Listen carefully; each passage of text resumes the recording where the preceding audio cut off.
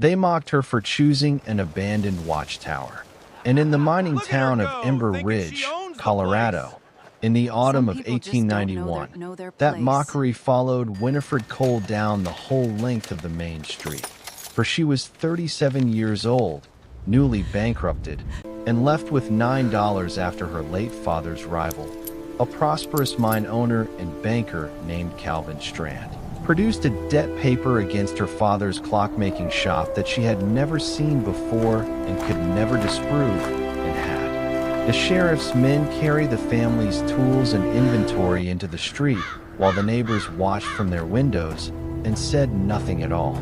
With that $9, Winifred walked up the switchback trail to the old fire watchtower above town, shuttered and forgotten for 17 years since the telephone line made its bell obsolete, and bought it at a county clearing sale for a sum so small the clerk nearly refused to write the receipt. She's completely Every soul mad. in Ember Ridge considered it the final proof that grief had unmoored the poor woman's good sense.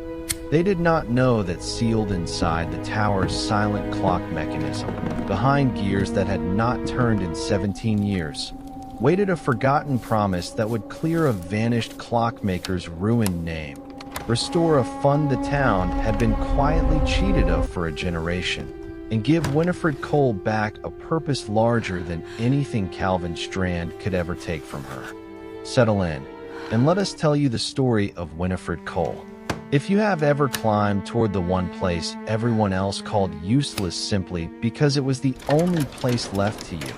tell us in the comments, because we think Winifred's story belongs to you as much as it does to her. Winifred had grown up in the workshop behind her father's clock and instrument shop on Ember Ridge's main street, the only child of a patient, exacting clockmaker named Josiah Cole, who had come west from Pennsylvania as a young man carrying little more than his tools and a conviction that a mining town, however rough and temporary it might look to outsiders, deserved timepieces built to outlast the boom that had raised it.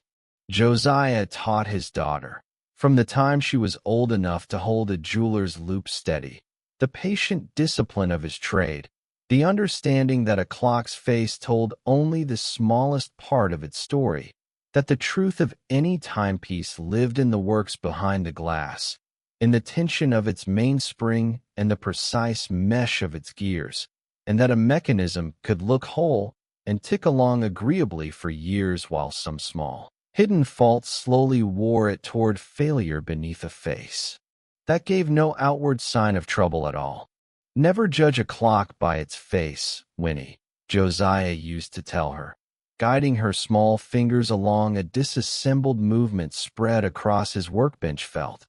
The face is only what a man wants you to see. The truth is always further in the parts nobody bothers to look at unless something's already gone wrong. Winifred absorbed this the way a child absorbs anything repeated often enough with love behind it, without yet understanding how completely her father's patient teaching about hidden works would one day extend itself to the reading of men and of the confident,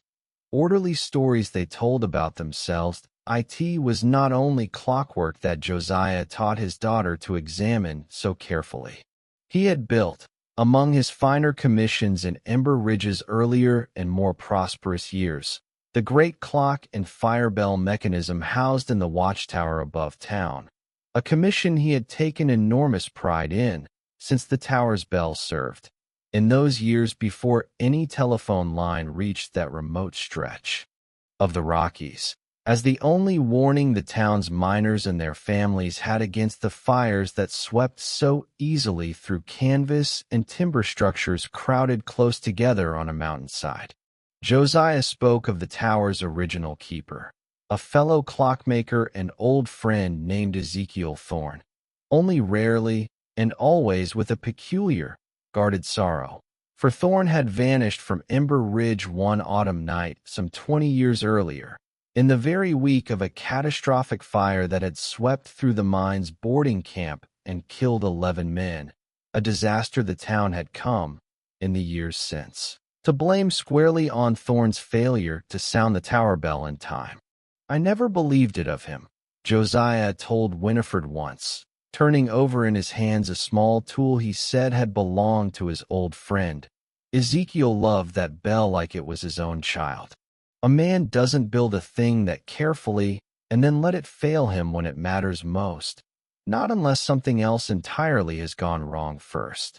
Winifred carried this observation forward without any particular reason to think she would one day need it. The way a person carries any lesson learned early enough to simply become part of how the world looked to her. Winifred never married, having spent her 20s and 30s instead as her father's most trusted apprentice, and, after his eyesight began to fail him in his later years, as the shop's true master craftsman in every respect but the name over the door, repairing pocket watches and mantel clocks for the whole town with a precision that earned her a quiet, if somewhat unusual, respect among Ember Ridge's merchants and mine officials alike. She kept her father's accounts as carefully as she kept his workbench, and it was through this careful bookkeeping that she first began to notice, in the years before her father's death, small and puzzling irregularities in the shop's dealings with Calvin Strand, who had, since inheriting the mine and its associated bank from his own father some years earlier, become the wealthiest and most influential man in Ember Ridge, controlling nearly every mortgage and business loan in town.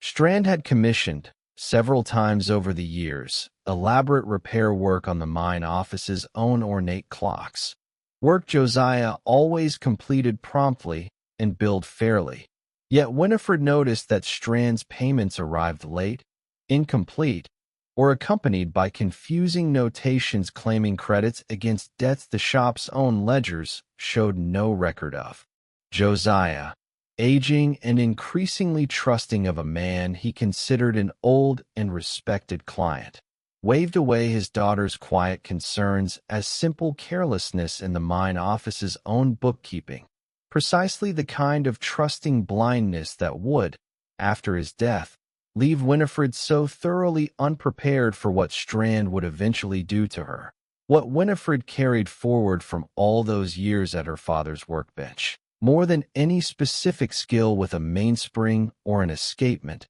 was his deepest conviction, tested and confirmed 100 times over in the patient work of disassembling a failing mechanism to find its true fault, that the outward face of any story, like the face of any clock, revealed almost nothing reliable about the truth working away behind it,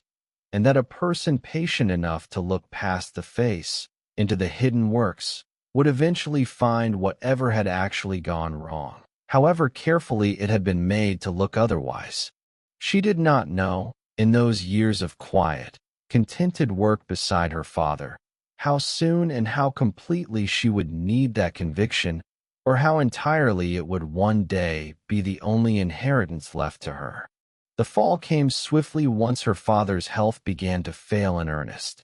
Josiah Cole died in the spring of 1891, his heart finally giving out after years of quiet decline, leaving Winifred what she believed to be clear and unencumbered ownership of the shop she had, in every practical sense, run alone for the better part of a decade. She had not accounted for how quickly Calvin Strand's long, patient cultivation of an old and trusting friendship could be turned, the moment that friendship's most vulnerable beneficiary was left alone to defend it, into an instrument for claiming everything the friendship had once seemed to protect. Within a month of the funeral, Strand produced before the circuit judge a debt agreement, dated some 8 years earlier, purportedly signed by Josiah, acknowledging a substantial loan from Strand's bank to cover repairs and expansion to the shop's workroom. A loan Strand claimed had never been repaid despite 8 years of what Winifred knew, from her own meticulous bookkeeping, had been an entirely self-sustaining and modestly profitable business. Winifred knew, with the same certainty her father's hand would have known a false tooth hidden among a gear train, that the debt was invented, for she had tracked every dollar the shop earned and spent for a decade, and no such outstanding loan had ever crossed those careful pages, nor had her father ever once, in all their years working side by side, hidden so much as a minor expense from her, let alone a debt of that considerable size. But her certainty weighed nothing at all against a signature and a respected banker's confident testimony before a judge who had done business with Strand for 2 decades and had met the shop's true master craftsman only as the deceased owner's unmarried daughter, a woman the judge plainly considered incidental to any serious question of inheritance or debt. The judge found the loan agreement persuasive and gave Winifred 30 days to satisfy the debt or surrender the shop, its tools, and its inventory entirely. She spent those 30 days doing everything her father's old instincts told her to attempt. She searched every drawer and strongbox in the workshop for some scrap of paper that might contradict Strand's loan agreement, and found nothing, for a forgery careful enough leaves no obvious trace of the truth it replaces. She asked the handful of merchants who had known her father for decades whether any of them recalled him ever mentioning such a debt, and found only uneasy silence, for Strand's bank held the mortgage on nearly every business along Ember Ridge's Main Street, and no one wished to risk his displeasure defending a woman against her father's own trusted client. She wrote to the Territorial Banking Office in Denver asking whether any record existed of such a loan's original disbursement, and received only a non-committal reply promising a review that would, she suspected, take considerably longer than the 30 days the judge had allowed her.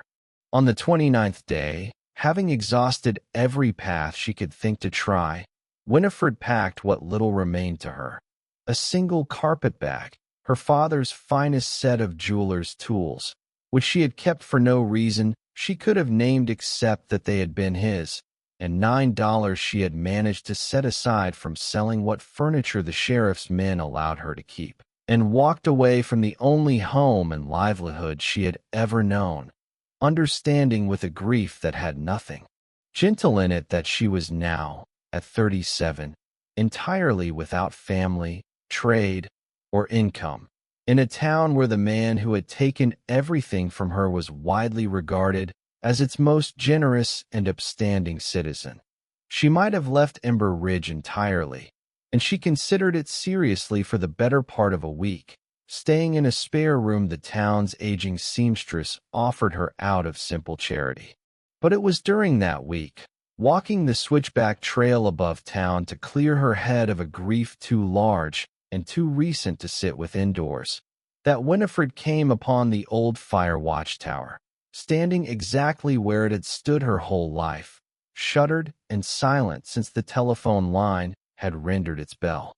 obsolete some 17 years before, its clock face grown dark with grime, its whole structure regarded by the current generation of Ember Ridge residents as little more than a picturesque ruin awaiting eventual demolition. When she learned that the county was clearing several such abandoned structures from its tax rolls that very week, she felt something stir in her that she could not entirely have explained to anyone watching. Perhaps only the plain, practical recognition that a tower, however neglected, offered more shelter than her $9 could otherwise secure her. Or perhaps something closer to her father's own old instinct that a mechanism silenced under circumstances everyone preferred not to discuss too closely deserved, at the very least, one more patient look before being written off entirely. When the small, poorly attended clearing auction was held that following week,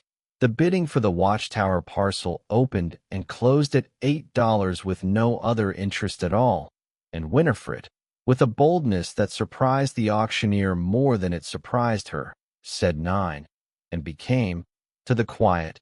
pitying amusement of the handful of townsfolk present, the new owner of a structure everyone in Ember Ridge agreed was fit for nothing but eventual salvage lumber. She moved into the tower's small ground-floor keeper's room that same week, clearing 17 years of dust and pack rat nesting with the same patient. Unhurried competence she had once brought to a stubborn timepiece, and found, to her considerable relief, that the tower's stone construction remained entirely sound. Requiring only labor rather than money, she did not have to make it properly livable again. It was in the tower's upper chamber, where the great clock and bell mechanism, her own father had built, still stood silent behind its dust-caked glass, that Winifred spent the better part of her first month of residence, drawn to the mechanism not merely for the shelter its housing provided, but for the simple, familiar comfort of examining a piece of her father's own careful work. She began, almost without deciding to, the slow process of cleaning and freeing the clock's gears, partly from the habitual thoroughness no clockmaker's daughter could entirely resist, and partly, she admitted to herself only privately, because the work gave her hands something patient and useful to do while her heart caught up with everything it had lost. It was in the course of this careful cleaning, some 3 weeks into her residence, working free the accumulated grime and rust from the mechanism's lower works, that Winifred's practiced fingers found what her eyes alone had missed entirely: a small brass housing behind the mainspring barrel, fitted with a seam too precise and too deliberate to be any part of the clock's original visible construction. Exactly the kind of hidden compartment a master clockmaker might build into a mechanism he trusted no one else would ever think to disassemble so completely. She worked the housing free with the smallest of her father's jeweler's tools, her breath gone shallow with an anticipation she could not entirely name, and within it found a tightly rolled sheaf of papers, protected from 17 years of dust and damp by the housing's careful brass construction, bearing on its outermost fold the name of the tower's original builder and keeper, the man her own father had spoken of so rarely and so carefully across all her growing years, Ezekiel Thorne. What Winifred read over the following days, unrolling and carefully flattening papers that had waited nearly 2 decades inside a mechanism no one else in Ember Ridge had ever thought to look inside, revealed a story considerably different from the one the town had settled into believing about the Great Fire and the Silent Bell. The papers proved to be, in their first and largest portion, a copy of the town's original mining charter, drawn up decades earlier when Ember Ridge was newly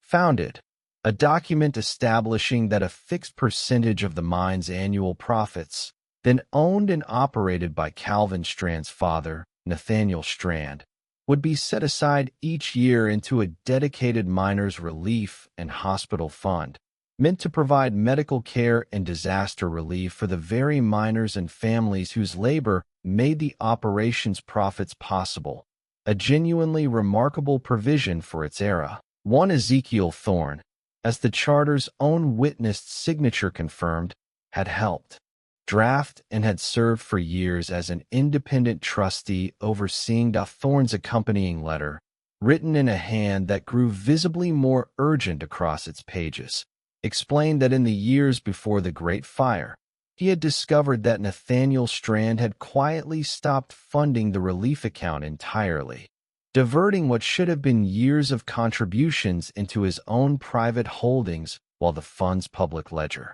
which only Thorne and Strand had authority to inspect together, continued to show entries Strand had apparently falsified to suggest the fund remained properly maintained. When Thorne confronted him privately, Strand had responded, according to Thorne's careful account, with a chilling calm, reminding Thorne that his position as bell tower keeper and town clockmaker depended entirely on contracts controlled by Strand's mining office, and suggesting that a man wise enough to keep his post ought to consider very carefully whether the relief fund's exact balance was truly worth disturbing over.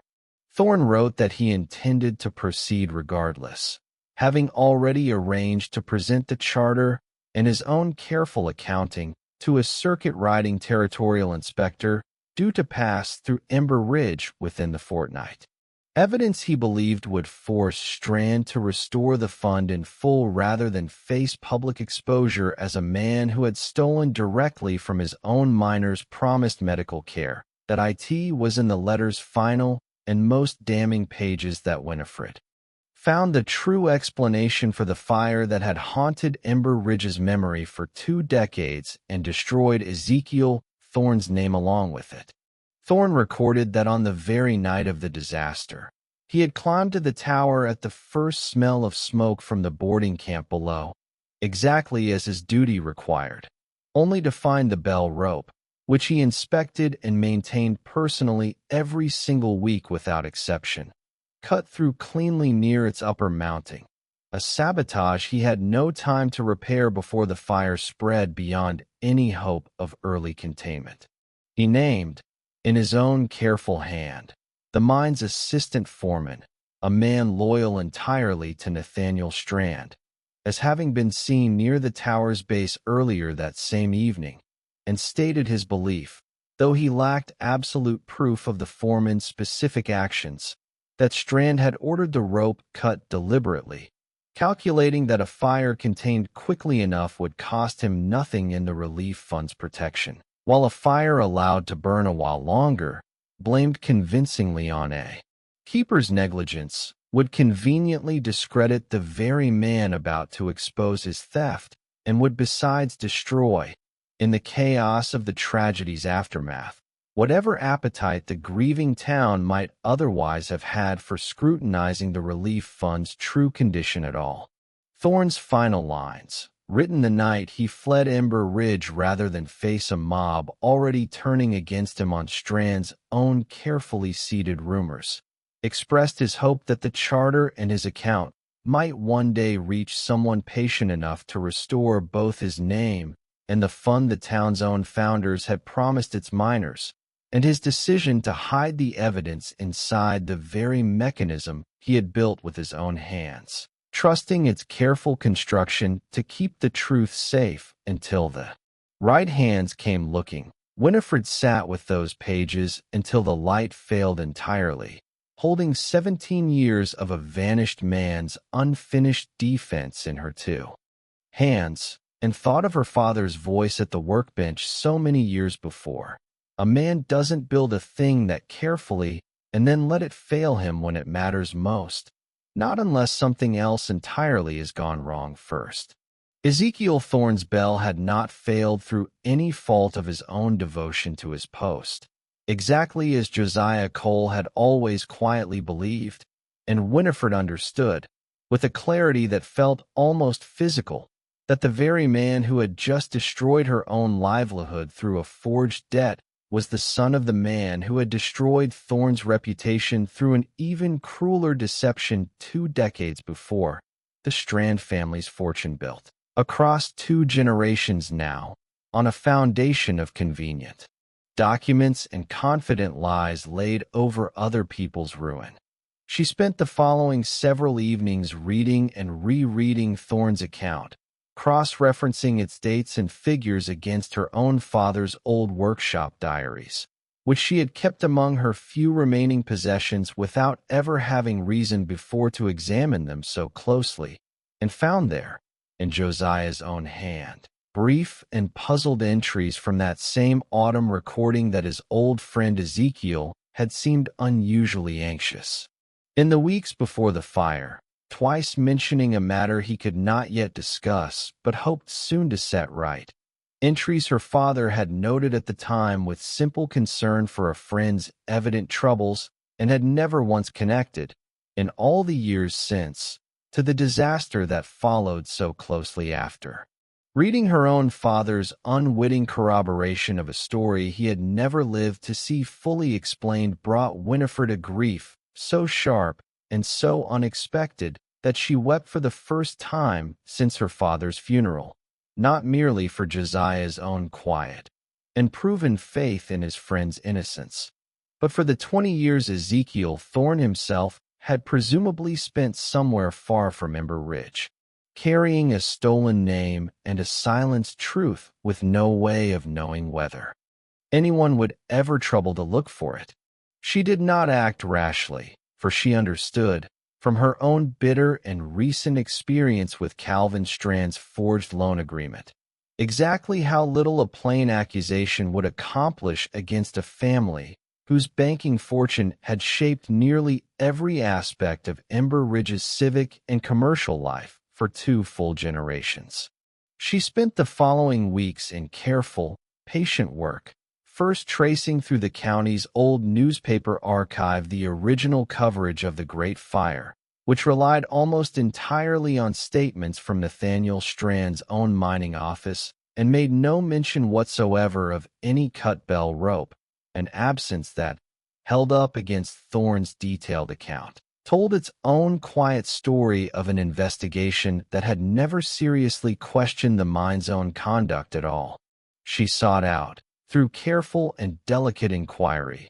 whatever remained of Ezekiel Thorne's own family, and located, after several weeks of patient letter writing, a grandson living in a railroad town some 60 miles distant, a man who had grown up hearing only his family's private insistence that his grandfather had been wrongly blamed for something no one could ever fully explain, and who received Winifred's careful account of the charter and letter with an emotion that told her she had found, at last, someone with every reason to help see the matter properly through. It did not take long for Calvin Strand to learn that the woman he had so recently dispossessed was living in the old Watchtower and asking careful questions about his father's mining office and a 20-year-old fire, and his reaction, once he understood the direction of her inquiries, carried none of the smooth, respectable warmth he had displayed before the circuit judge. He rode up to the tower himself one gray afternoon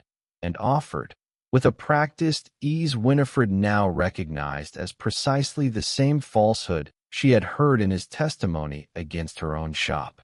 to purchase the tower back from her at several times what she had paid, framing it as a simple kindness toward a woman struggling with a remote and impractical property. Winifred, who had spent a decade reading small discrepancies out of her father's own ledgers and recognized a convenient offer when she heard one, declined with a courtesy that revealed nothing of what she had already found. His tone shifted considerably once refused. Within days, a rumor began moving through Ember Ridge that the woman at the old Watchtower had been discovered removing county property without proper authorization, an accusation vague enough to trouble the sheriff without ever quite resolving into a formal charge. And separately, several of the merchants who had shown her early sympathy grew suddenly distant, their own businesses too closely tied to Strand's bank and its mortgages to risk his displeasure over a stranger's old grievance.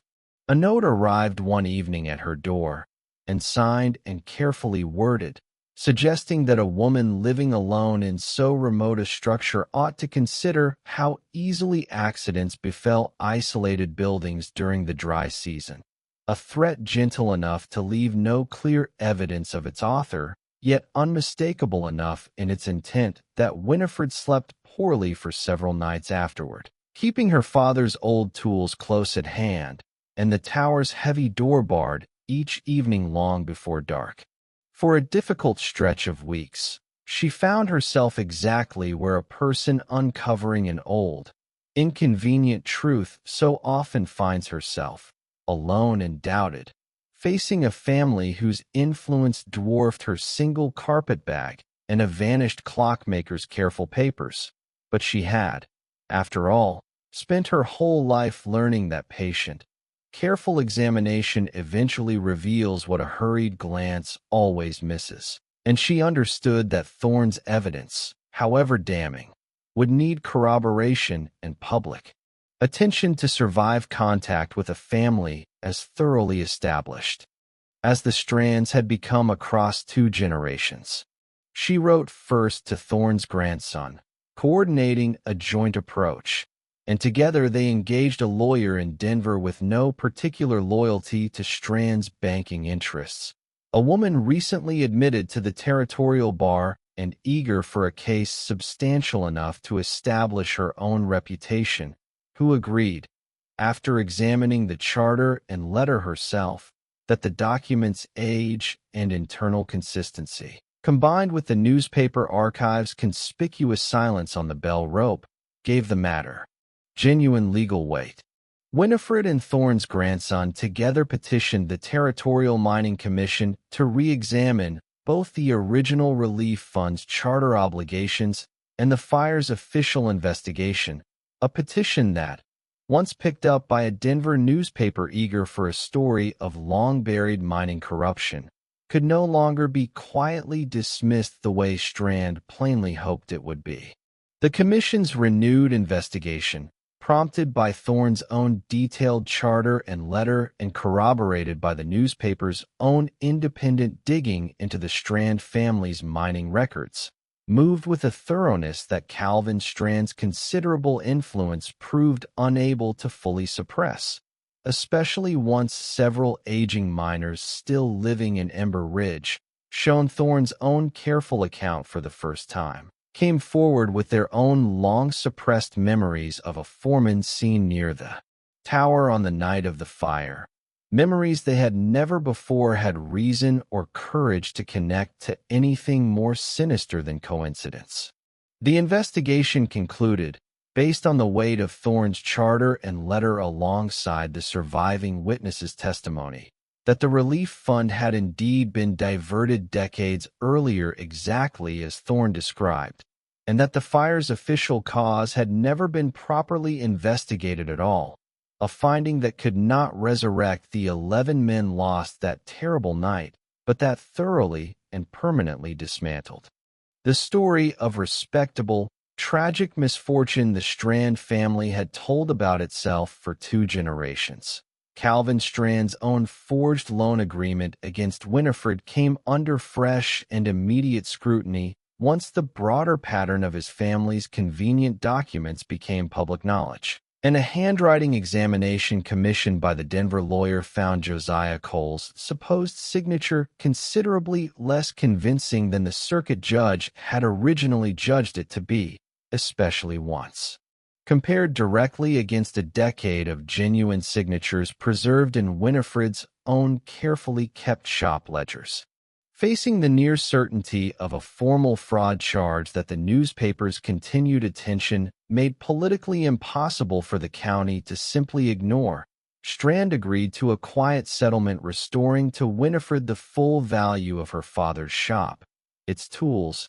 and its inventory, along with a public retraction of his original claim against her. Winifred did not stop at simple restitution. Working alongside Ezekiel Thorne's grandson, she used a portion of the settled restitution, along with funds the Mining Commission ordered restored from the Strand family's holdings to cover decades of unpaid relief fund contributions, to reestablish the Miners' Relief and Hospital Fund exactly as the original charter had promised, administered now by an independent board that included working miners themselves rather than any single mine owner, precisely the safeguard that might have spared Ezekiel Thorne his ruined name and Ember Ridge its false memory of him, had it existed sooner. The old Watchtower itself, the ruin she had bought for $9 because nothing else in the world was left to her, she restored patiently over the following months, repairing the great clock mechanism her own father had built until its bell, silent for 17 years, once again rang out clear and true across the valley, no longer as a fire warning in an age of telephone lines, but as the town's public marker of each new relief fund disbursement, a sound the miners of Ember Ridge came to listen for with genuine gratitude rather than the old, uneasy dread the tower had carried for 2 decades. And so it was that Winifred Cole, 37 years old, cast out by a forged debt and left with $9 and her father's jeweler's tools, became the reason a vanished clockmaker's ruined name was finally restored, and an entire town's oldest, quietest theft was finally set right. The watchtower that no one in Ember Ridge had thought worth a second bid had held, sealed inside its silent clock mechanism, not merely a stranger's careful evidence, but 17 years of patient, waiting truth, requiring only a hand skilled enough to look past the face and into the hidden works beneath it. Winifred had inherited her father's conviction that the face of any clock, like the face of any story, reveals almost nothing reliable about the truth working away behind it, and it had cost her every certainty she once held about trust and inheritance before it finally gave back, not to her alone, but to an entire mining town. A promise owed since the charter's first signing, and a good name restored to a family that had waited 20 years to hear it spoken plainly. Ezekiel Thorne's grandson, standing beside Winifred at the small ceremony the town held when the bell rang out for the first time under its restored purpose, told her quietly that his grandfather had died some years before in the railroad town he'd fled to, still carrying the weight of a name he never had the chance to clear himself, and that knowing it had finally been done, even this many years later, was a gift he had never truly let himself hope for. They had mocked her for choosing an abandoned watchtower. It would turn out the tower, and the forgotten promise ticking quietly inside its silent mechanism, had simply been waiting for the one person patient enough to open the works and read what had been hidden there. All along, we tell you Winifred's story not merely because a hidden charter and a vindicated clockmaker's name make for a satisfying discovery, though they certainly do, but because of what she chose to do once that discovery was entirely hers to keep or to share. She could have quietly restored her own shop and said nothing further of Ezekiel Thorne's papers at all, and given everything that had been taken from her, few in her position could have been blamed for choosing exactly that. Instead, she spent her hard-won evidence clearing a vanished man's 20-year-old name and rebuilding, from an abandoned watchtower nobody wanted, the very relief fund an entire generation of miners' families had been quietly cheated of. That choice, more than the tower, more than the charter, more than the $9 that started it all, is the true inheritance of this story. The understanding that the face of any story reveals almost nothing about the truth working patiently away behind it, and that the world rewards, sooner or later, those willing to open the works and look. Thank you for staying with us through Winifred's extraordinary journey. Stories like this remind us that history does not always disappear because it is forgotten. Sometimes it simply waits for the right person to notice what everyone else has overlooked. For 17 long years, that lonely watchtower stood quietly against the wind, carrying a promise that almost no one believed still mattered. People walked past it. They dismissed it. They assumed it had nothing left to offer. But the truth remained exactly where it had always been, patiently waiting for someone willing to look one more time. Winifred could have accepted what everyone else believed. She could have walked away like so many before her. Instead, she trusted her instincts, paid attention to the smallest details, and refused to let convenience replace curiosity. In doing so, she uncovered something far greater than anyone imagined. Her story reminds us that patience is often rewarded, that perseverance has a way of exposing hidden truths, and that sometimes the greatest discoveries belong to the people who simply refuse to quit. That lesson reaches far beyond an old watchtower. Think about your own life for a moment.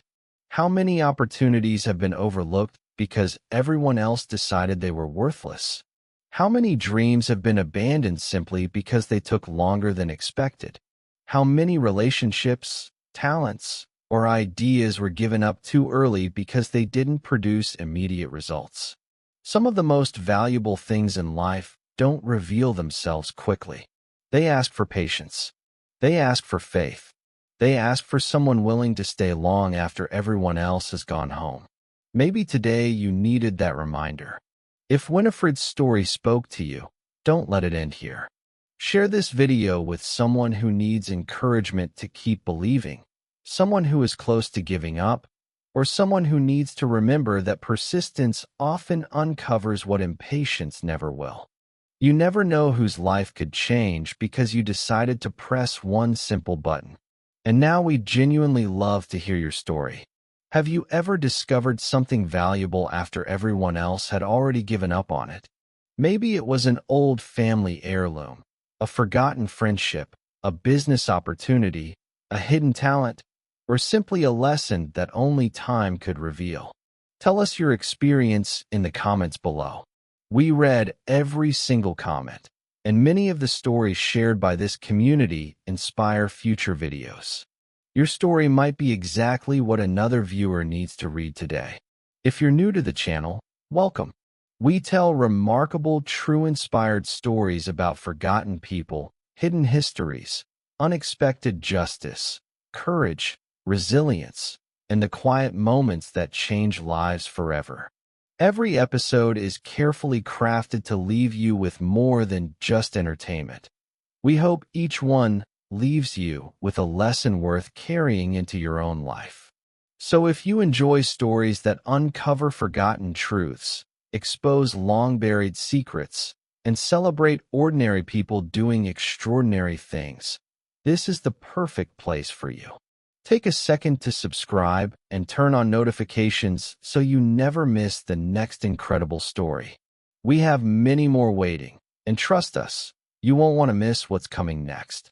While you're here, click on one of the videos now appearing on your screen. If this story captivated you, we think you'll love the next one even more. It continues the same journey of forgotten history, hidden discoveries, and astonishing moments that prove the past is never as silent as it seems. Thank you again for sharing these moments with us. Your time, your support, your comments, and your curiosity make this community what it is, and we're grateful to have you here. Until our next story, keep asking questions. Keep looking closer. Keep believing that the greatest truths are often hiding in the places everyone else has stopped searching. Stay curious, stay inspired, stay close, and we'll see you in the next story.